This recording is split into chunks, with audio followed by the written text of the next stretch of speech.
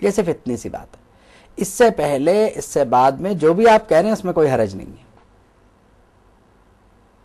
مطلب یہ ہے کہ آپ اپنی نیت کے اظہار کے لیے یہ کہہ سکتے ہیں کہ میں اس سے جو ہے وہ فاتحہ دلانا چاہتا ہوں، غریبوں کو کھانا کھلانا چاہتا ہوں، جو بھی آپ کی نیت ہے وہ آپ کہہ سکتے ہیں، وہ کوئی اتنا بڑا مسئلہ نہیں ہے. لیکن جو اہم بات ہے اس میں، کیونکہ بات کو دونوں طرح سے کیا جا سکتا ہے، مختصر بھی اور طویل بھی. مختصر تو صرف اس لیے کہ آسان طریقے سے بات کو بیان کر دیا جائے تاکہ عمل کرنے والے کو عمل کرنے میں دقت نہ ہو. تفسیرات احمدیہ آپ کھول کے دیکھ سکتے ہیں، وہاں بھی تقریباً بات کا مفہوم یہی ہے. اس کے علاوہ جو بھی یعنی دیگر تفاسیر ہیں، اب یہ کہنا کہ صاحب اس طرح کا ذبح جو ہے معاذ اللہ بتوں کے نام پہ ذبح ہے، یہ غلط ہے، یہ جائز نہیں ہے. یا یہ مطلب کسی مقام کو یہ کہنا کہ صاحب یہاں ذبح کرنا ایسا ہے معاذ اللہ جیسے بتوں کے نام پہ ذبح کرنا، تو یہ بھی غلط ہے. بات یہ ہے کہ جب سامنے والا یہ کہہ رہا ہے کہ میں مسلمان ہوں تو میں اسے کافر نہیں کہہ سکتا، اور جب سامنے والا توحید کا اقرار کر رہا ہے، رسالت کا قائل ہے، نماز روزے کا منکر نہیں ہے،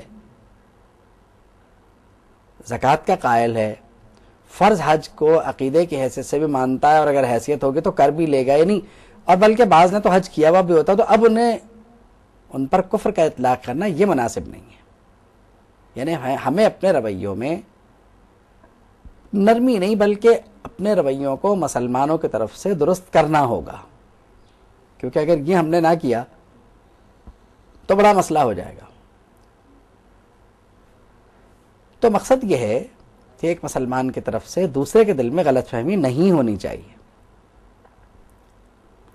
اور لازم بات ہے کہ کون ایسا ہوگا جو یہ کہے گا کہ وہ اپنے پیسے گناہ کے کام میں خرچ کرے، کم سے کم مسلمان تو نہیں کہے گا.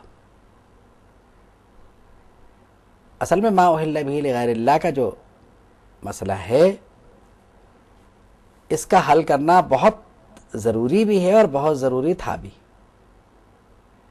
اور خاص کر یہاں پر جہاں پہ اجمال ہونا چاہیے تھا مسائل کا، وہاں اس مسئلے کی تفصیل جو ہے یہ ضروری سمجھی گئی، اس لیے اس مسئلے پر جو ہے توجہ دی جا رہی ہے. اب یہ تو ذبیحے کا حال ہے کہ اگر کوئی ذبح کر رہا ہے جانور تو آپ نے یہ کہہ دیا،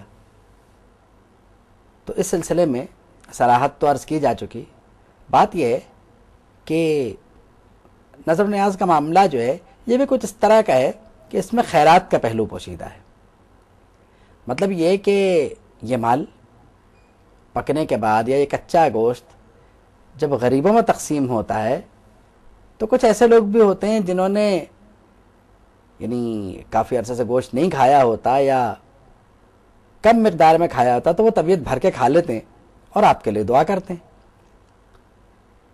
تو یہ ایک اچھی بات ہے کہ اس بہانے کچھ مال جو ہے غریبوں تک پہنچے، اور اس سلسلے کو روکنا نہیں چاہیے. آپ نے اگر یہ کہہ دیا اور اسے روک دیا تو ہو سکتا ہے وہ کسی غلط جگہ پہ اپنا پیسہ خرچ کر دے، تو پھر کیا ہوگا اس صورت میں. تو اس لیے بہتر یہ ہے کہ مسلمانوں کو اچھے کاموں سے روکا نہ جائے. اور اصول وہی ہوگا کہ اگر شریعت مطہرہ نے اس کام سے منع نہیں فرمایا تو پھر وہ کام حرام کب ہے؟ حرام تو نہیں ہے. آپ یہ دیکھیں کہ اکثر و بیشتر یعنی مختلف ذبیحوں میں آپ کو ایسی مثالیں مل جائیں گی. اب آپ یہ دیکھیں نا کہ ہمارے ہاں جب قربانی ہوتی ہے تو ہوتی تو وہ اللہ کے لیے ہی ہے، اس میں کوئی شک نہیں ہے. لیکن جب ہم وہ قربانی کرتے ہیں تو ہم اس میں حصوں کا تعین کر لیتے ہیں نا، کہ یہ والد صاحب کے نام کا ہے، یہ والدہ کے ایصال ثواب کے لیے ہے، یہ فلاں بھائی کا ہے. یعنی اگر کسی جانور میں 7 حصے ہو سکتے ہوں تو 7 حصوں کا تعین کر لیا جاتا ہے اس میں. لیکن اسے کسی نے برا نہیں سمجھا، وہ جانور ذبح بھی ہو جاتا ہے لیکن اب اس وقت اگر یہ کہا جائے کہ صاحب یہ تو سب کے سب غیر اللہ تھے، آپ نے کیسے کر دیا، تو آپ نہیں کر سکتے، نہ کہہ سکتے ہیں اس کو. اور پھر بھی یعنی اس قربانی کے قبول ہونے کی دعا کی جاتی ہے اللہ کے ہاں. تو یہ جو ذبیحیں ہیں جو جانوی شریف کے ارادے سے ہوں یا کسی اور ارادے سے ہوں، اگر اس سے غریبوں کو فائدہ پہنچ رہا ہے تو ضرور پہنچنا چاہیے. مطلب یہ پہلو پیش نظر ہونا چاہیے. ہو سکتا ہے کہ اس کی خوشی یہ ہو کہ میں جانور کا ذبیحہ کرا کے اور اس کے بعد کھانا پکوا کے جو ہے غریبوں میں تقسیم کر دوں گا پورے جانور کا، یا یہ کہ باقی میں کچا گوشت بانٹ دوں گا. تو اب ذبیحہ چونکہ اللہ کے نام پہ ہوا ہے اور ولی کو اس نے صرف ایصال ثواب کیا ہے اصل میں، تو اس میں تو کسی کو اختلاف نہیں ہے کہ ایصال ثواب ہو سکتا ہے. ایصال ثواب کی تفصیل بھی کسی اور موقع پہ عرض کی جائے گی، مگر ایصال ثواب میں کہیں اختلاف پایا نہیں جاتا. ہم اپنے کسی بھی عمل کا ثواب کسی کو بھی پہنچا سکتے ہیں. اس کے لیے ضروری نہیں ہے کہ ویسے خیر یہ کہ اگر کپڑا تقسیم کر دیا تو عمل تو ہے، جانور ذبح کر کے گوشت بانٹ دیا تو ایک عمل تو ہے یہ. تو اب جب یہ طے ہو گیا کہ اپنی بدنی اور مالی عبادت کا ثواب ہم کسی کو بھی پہنچا سکتے ہیں، تو پھر میرا خیال یہ مسئلہ بھی حل ہو گیا کہ جانور کے ذبح ہونے کے بعد جو ثواب پہنچایا گیا اور جو قبولیت کی دعا کی گئی وہ بالکل صحیح ہے.